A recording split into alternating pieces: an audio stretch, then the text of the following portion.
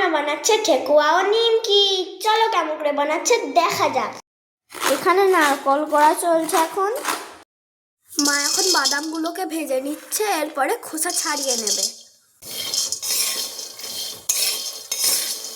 মা এখানে সব জিনিস রেডি করে নিয়েছে, ময়দা, সাদা তেল, গাওয়া ঘি, চিনি আর সুজি।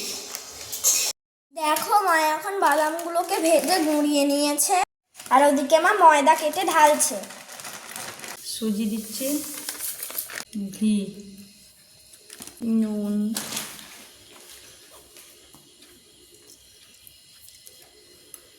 মাখাবে এইরকম মাখা হবে।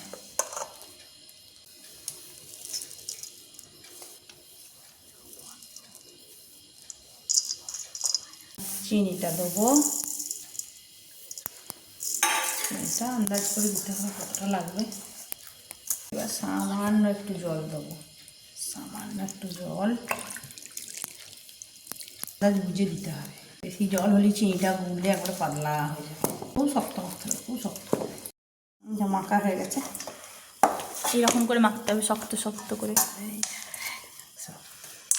নরমে যাবে, আস্তে আস্তে নরমে যাবে। এবার দেওয়া হচ্ছে নারকোল,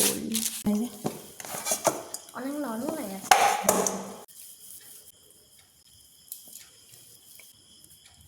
এটা কি বানালে তুমি?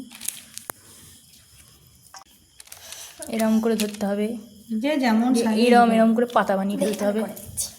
টিং টিং টিং। আমার বুড়িকে দেওয়া হয়েছে ডিজাইন করার কাজ, আমার মাকে দেওয়া হয়েছে বল বানানোর কাজ, ঠাকুমা এখানে সেবদানের কাজ করছে। তেল গরম হয়ে গেছে, এবার আমরা এক এক করে ছেড়ে ফেলবো।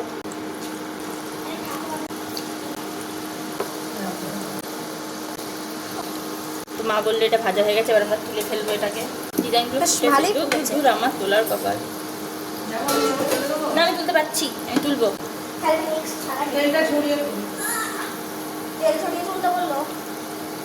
খুব ভালো রং হয়েছে না, বলছি খুব ভালো রংটা হয়েছে। এখন না, দাঁড়া, আমি আস্তে আস্তে ছাড়ছি, তোকে তুই ছাড়িস না। এর আগের বার তুমি কি সুন্দর আস্তে আস্তে ছাড়া। না আমি তুলতে পারছি, এই তো সব তুলে নিয়েছি, আর দুটো বাকি আছে।